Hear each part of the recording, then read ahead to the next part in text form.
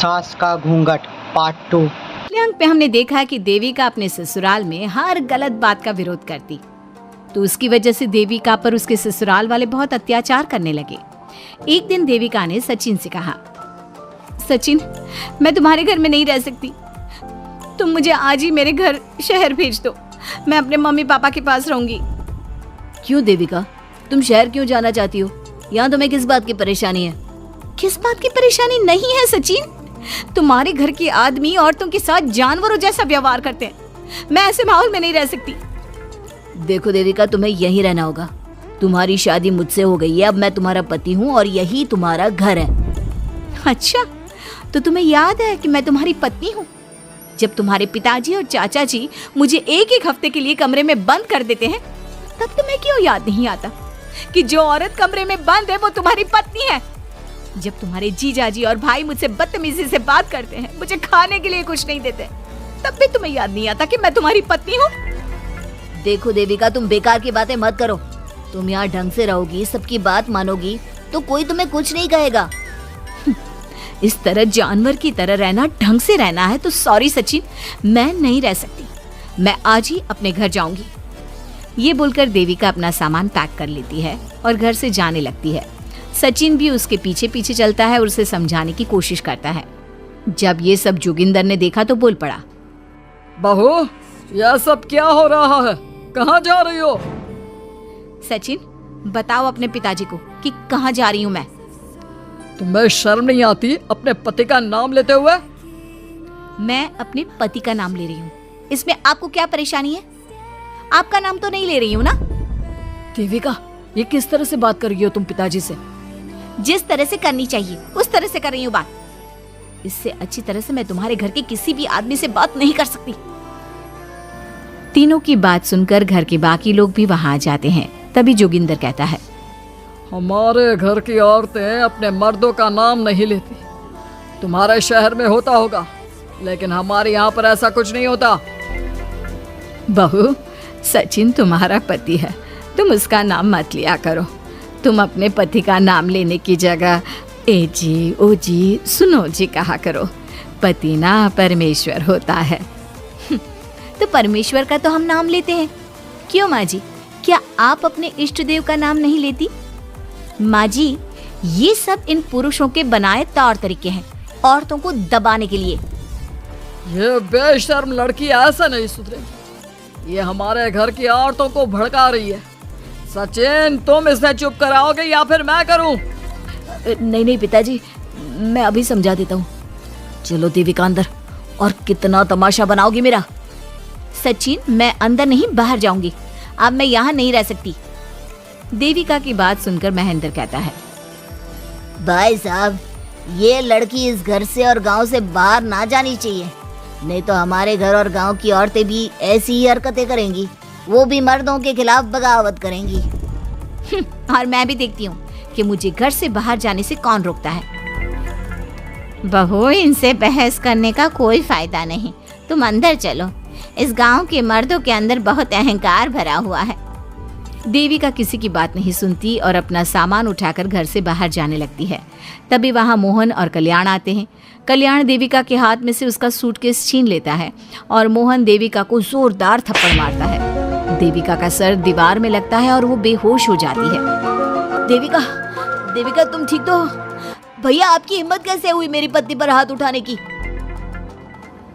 सचिन, तुम जल्दी से देविका भाभी को अंदर कमरे में ले जाओ, मैं अभी वैद्य जी को लेकर आती हूँ। वीना जल्दी से वैद्य जी को लेकर आती है।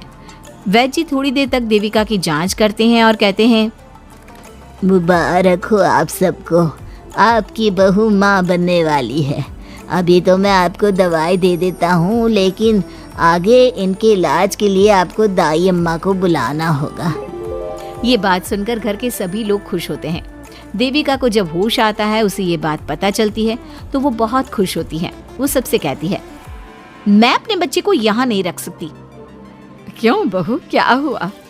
अब तुम ये सब बातें मत सोचो, तुम्हें आराम करना चाहिए। नहीं माँ जी, आप नहीं समझ रही। अगर मेरा बेटा हुआ तो इस घर के मर्दों की तरह अहंकारी और औरतों पर जुल्म करने वाला बनेगा, और अगर मेरी बेटी हुई तो वो जानवरों की तरह जुल्म सहने वाली बनेगी। और दोनों ही अनपढ़ रहेंगे। देविका की बात सुनकर घर की सभी औरतों को पहली बार एहसास हुआ कि वो किस अंधकार वाले समाज में जी रही हैं। लेकिन फिर भी घर की सारी औरतें उसे ही समझाती हैं। बहू देखो, तुम्हारी बात सही है, लेकिन तुम इस हालत में सफर नहीं कर सकती। हाँ बहू, तुम यहीं रहो, अपना और अपने बच्चे का ख्याल रखो। देखो ना देविका भाभी, हमें बिल्कुल भी पढ़ना लिखना नहीं आता, अपना नाम भी नहीं लिख पाते, तो आप मुझे थोड़ा पढ़ा दीजिए ना। देविका, तुम्हारी बातें सुनकर पहली बार हमें एहसास हुआ है कि कैसे माहौल में हम जी रहे हैं। तुमने हमारे अंदर उम्मीद की नई रोशनी पैदा की है। यहाँ से मत जाओ तुम। देविका ने घर की औरतों की बात सुनी तो उसका दिल पसीज गया। उसने गांव में ही रहने का फैसला लिया। वो अपने घर की औरतों को रोज पढ़ाती, उन्हें अपने अधिकारों के बारे में, देश के बारे में बताती। इसी तरह कई दिन बीत गए और एक दिन सुजाता ने सचिन से कहा, सचिन, देविका की तबीयत ठीक नहीं, तुम जल्दी जाकर दाई अम्मा को बुला लाओ ना। भाभी, दाई अम्मा क्या कर लेंगी? आप किसी डॉक्टर को बुला लो, मेरी तबीयत ठीक नहीं है। देविका, गांव के लोग डॉक्टर पर भरोसा नहीं करते। दाई अम्मा बरसों से ये काम कर रही है, वो तुम्हें ठीक कर देगी। सचिन, तुम्हारे घर वाले अनपढ़ हैं, तुम तो पढ़े लिखे हो ना, देख नहीं रहे मेरी हालत क्या हो रही है। तभी तो बोल रहा हूँ, समय बर्बाद मत करो, मैं अभी आता हूँ। सचिन दाई अम्मा को बुला कर ले आता है। दाई अम्मा घरेलू नुस्खों से देविका का इलाज तो कर देती है। कुछ समय के लिए उसकी हालत भी स्थिर हो जाती है, लेकिन वो पूरी तरह से ठीक नहीं होती। फिर देविका सचिन से कहती है, सचिन, मुझे समझ में नहीं आ रहा तुम मुझे डॉक्टर के पास क्यों नहीं ले जा रहे।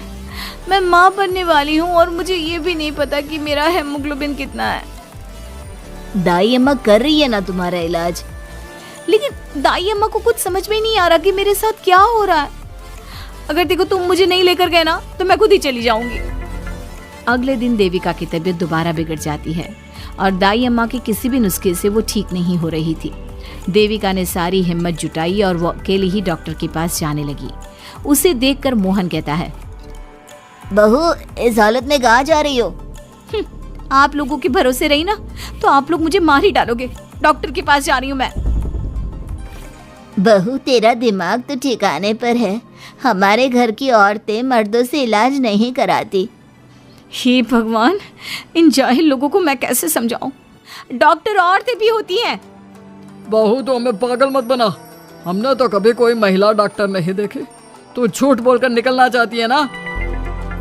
इस गांव की सरहद से आप लोग कभी बाहर नहीं गए ना, इसलिए आप लोगों को नहीं पता कि महिलाएं डॉक्टर के अलावा क्या क्या है।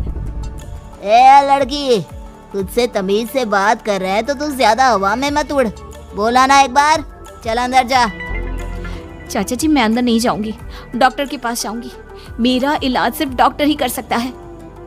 ये बोलकर देविका घर से निकल रही थी कि तभी जोगिंदर ने उसे कमरे में ले जाकर बेड पर जोर से धक्का दे दिया, जिसकी वजह से देविका के पेट में चोट लग गई और वो दर्द की वजह से जोर जोर से चिल्लाने लगी।